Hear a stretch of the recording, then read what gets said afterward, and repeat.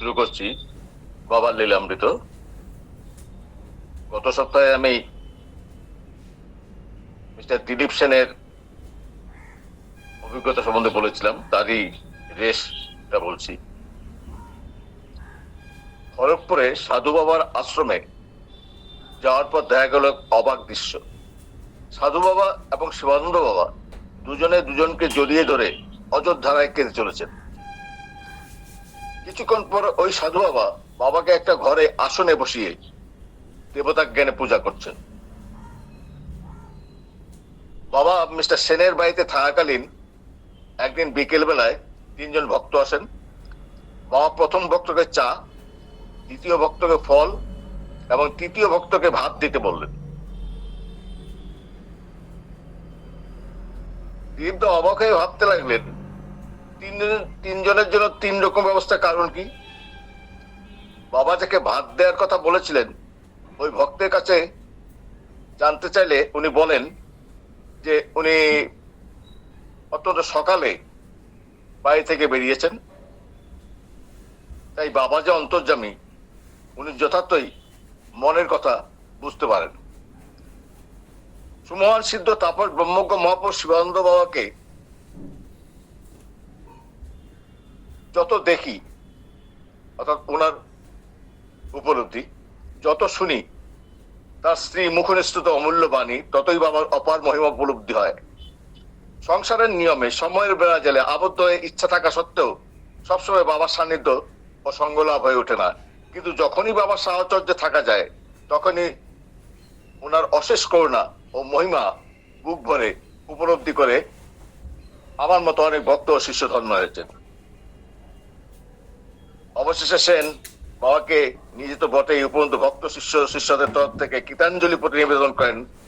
বাবা, আমরা সংসারী জীব, সংসারের সমস্যায় বদ্ধ জীবন থেকে মুক্তি লাভে তোমার কৃপা প্রার্থী। তোমার মতো সদ্গুরু লাভ করে আমরা ধন্য।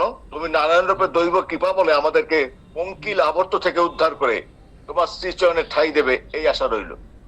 জন্মে জন্মে যেন তোমার সঙ্গ থেকে বিচ্যুত না হই, তোমার দেখানো পথ অনুসরণ করে তোমারই কোলে যেন আমাদের আশ্রয় মিলে।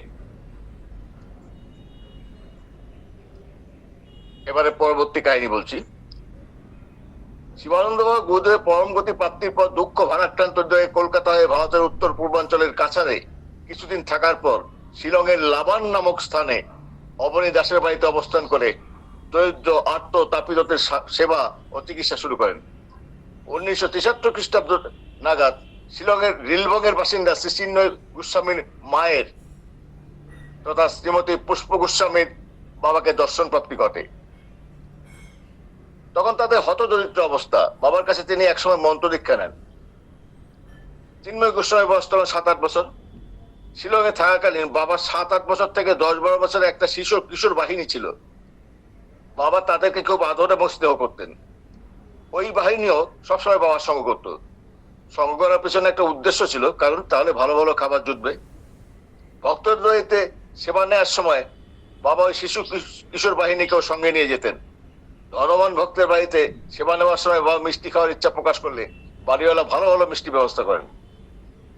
সেবার পর বাবা কিন্তু একটা মিষ্টিও খাননি, সব মিষ্টি তিনি তার ওই কিশোর ভক্তদের বিলিয়ে দিতেন।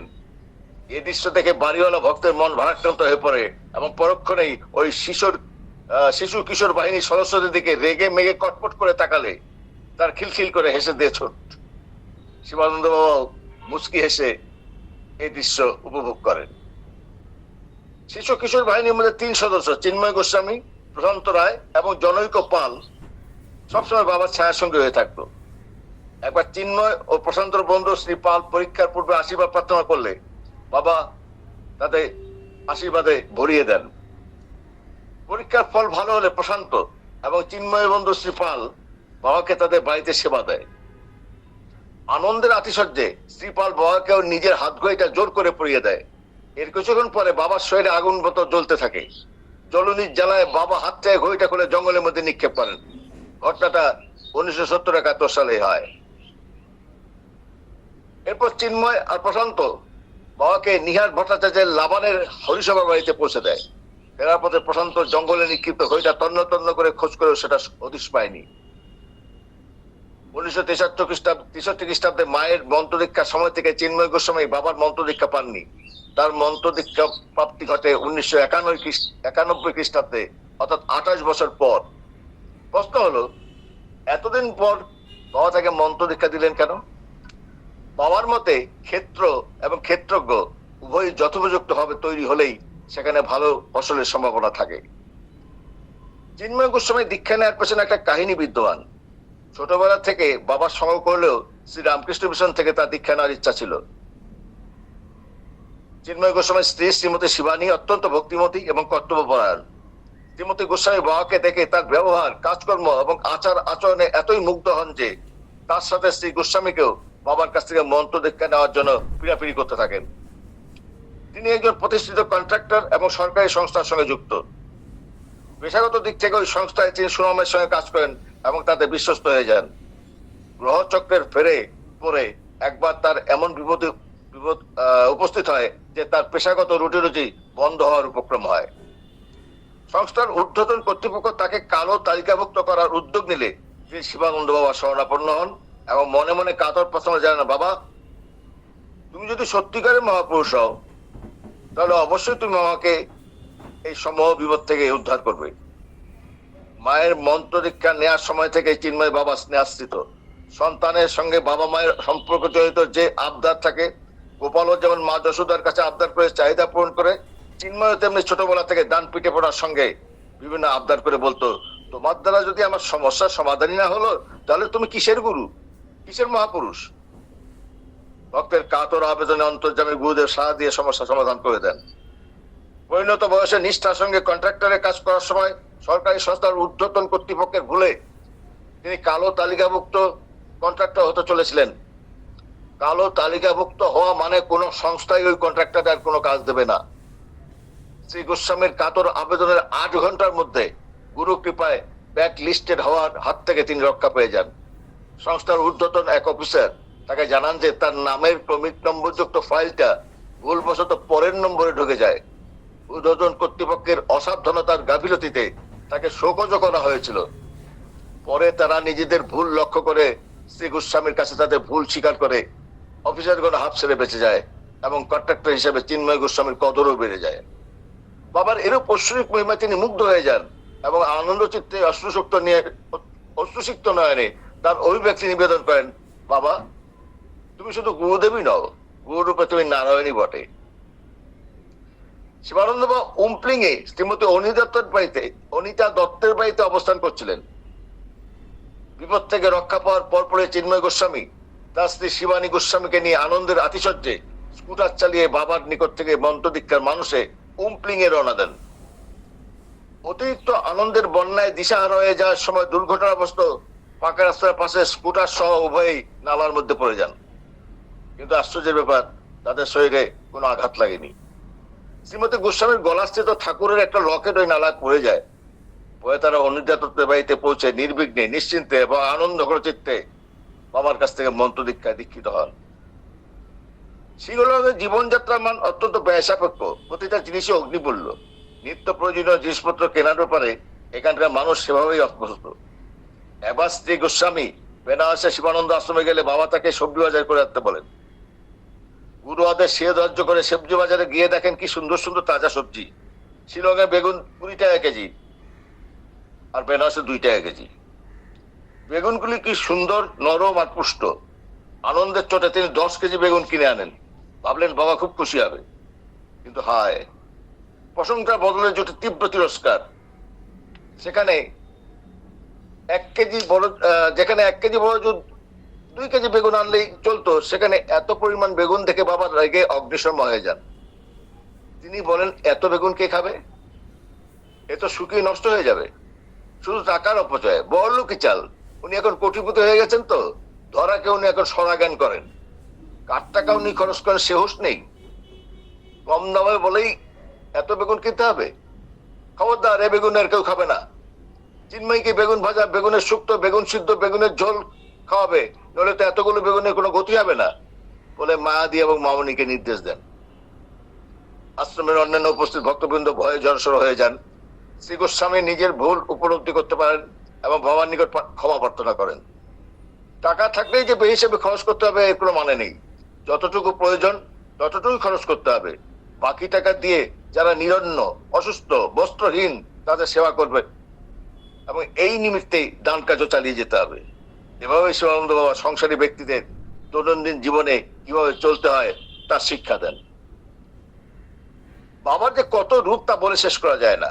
যখন গোস্বামী পরিবারের অবস্থা সচ্ছল ছিল না, অথচ বড় ছেলে চিন্ময় এবং মেজ ছেলে মৃন্ময় পৈত হওয়া দরকার, তখন শিবানন্দ বাবা নিজেই ওই দুই ভাইকে পৈতা প্রদান করেন এবং তিন দিনই তাদের সঙ্গে এক ঘরে কাটিয়েছিলেন।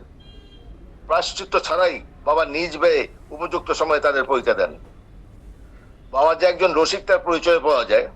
চিন্ময় গোস্বামীর মেজ ভাই মৃন্ময় গোস্বামী এবং ছোট ভাই জ্যোতির্ময় গোস্বামী দেখতে প্রায় একই। মেজ ভাই অন্য সম্প্রদায়ের দীক্ষিত। একবার বাবা জ্যোতির্ময়কে খেপানোর জন্য বলেন, ওই দেখো বড় গুরুদেবের মাছ মাংস সেবনকারী শিষ্য। জ্যোতি তখন খেপে গিয়ে রাগত সুরে বলে, বাবা আমি তোমারই শিষ্য, তোমার কাছ থেকে আমি দীক্ষা নিয়েছি, আমি নিরামিষ ভুজি। কথাগুলো শুনে বাবা চঞ্চল বালকের মতো খিলখিল করে হেসে ওঠেন। গুরুদেব শিবানন্দ বলেন, 1 কেজি সোনা অর্থাৎ ঈশ্বর যা বৃহত্তম এবং 1 গ্রাম সোনা যা জীব, যা ক্ষুদ্রতম হলেও মানের দিক থেকে এক, কিন্তু পরিমাণের দিক থেকে বিরাট ফারাক।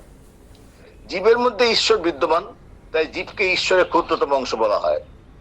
সাধারণ অর্থে বলা যেতে পারে সত্তার দিক থেকে ঈশ্বর হলো অসীম এবং জীব হলো সসীম। ঈশ্বর বিরাট ও অনন্ত, যার কোনো সীমা পরিসীমা নেই, আর জীব হলো সীমাবদ্ধতার মধ্যে আবদ্ধ। ঈশ্বরের মধ্যে বিদ্যমান পরমাত্মা এবং জীবের মধ্যে বিদ্যমান জীবাত্মা। তাই পরমাত্মার সঙ্গে জীবাত্মার যোগসূত্র স্থাপন করতে হলে কিছুটা সময় একাকে নীরবে নিভৃতে নিশ্চিন্ত মনে ঈশ্বর চিন্তা করতে হবে, তাহলে পরম প্রাপ্তি লাভ হতে পারে। বেনারসে শিবানন্দ আশ্রম অন্নপূর্ণা ভান্ডারের কর্ত্রী মায়াদি বাবার আদর মা। বাবাকে চালের ভান্ডারে বাড়ন্ত অবস্থার কথা জানলেও শিবানন্দ বাবা সে দিয়ে কোনো ভক্ষেপ নেই। তিনি এক মনে ঈশ্বর চিন্তায় জপ তপ করে চলছেন। মায়াদি পরদিন ওই কথা পুনর্বার স্মরণ করে দিলেও বাবা কোনো কথা বলেন না, তিনি ঈশ্বর চিন্তাতেই মগ্ন। ওই দিনই বিকেলে এক ভক্ত বাবাকে ফোন করে জানান, বাবা আশ্রমের জন্য 10 বস্তা চাল এবং 2 বস্তা ডাল পাঠালাম, ভক্তদের সেবায় লাগিয়ে আমাকে ধন্য করবেন। মহাপুরুষগণ যে ইচ্ছার দ্বারাই কাজ সিদ্ধ করা যায়, এটা তার প্রমাণ। 2005 খ্রিস্টাব্দে আমাদের প্রিয় ভক্ত অসীম কৃষ্ণ পাইন বেনারসের শ্রী রামকৃষ্ণ মিশনে গিয়ে অধ্যক্ষ মহারাজকে বলেন, আমরা শিবানন্দ আশ্রম থেকে এসেছি এবং প্রসাদ পেতে আগ্রহী। অধ্যক্ষ মহারাজ শিবানন্দ বাবাকে ভালোভাবেই চেনেন। তিনি বলেন, আপনারা কজন সেবা নেবেন বলুন। শ্রী পাইন মহারাজকে এমন একটা তারিখের কথা বললেন যেদিন ছিল একাদশী। আশ্রমে ফিরে এসে শিবানন্দ বাবাকে প্রসাদ গ্রহণের ব্যাপারটা জানালে বাবা বলেন, ওই দিন তো একাদশী। প্রত্যুত্তরে শ্রী পাইন বলেন, তা তো আমার জানা ছিল না বাবা, কিন্তু আমি যে কথা দিয়ে এসেছি। শ্রী পাইনের মানে তখন অমূলক একটা আশঙ্কা কাজ করছিল, কি হয়। বাবার কথাতে তার অস্বস্তি দূরীভূত হয়ে স্বস্তি ফিরে আসে। শিবানন্দ বলেন, ঠিক আছে, কথা যখন দেওয়া হয়েছে সেটা তো আর বাতিল করা যাবে না। আমি একাদশীর দিন অন্ন সেবন নেব, কারণ আমি যে সব রকম গোড়ামি ঊর্ধ্বে এবং সংস্কার মুক্ত মনের মানুষ। আজকে এই পর্যন্তই থাক। প্রণাম।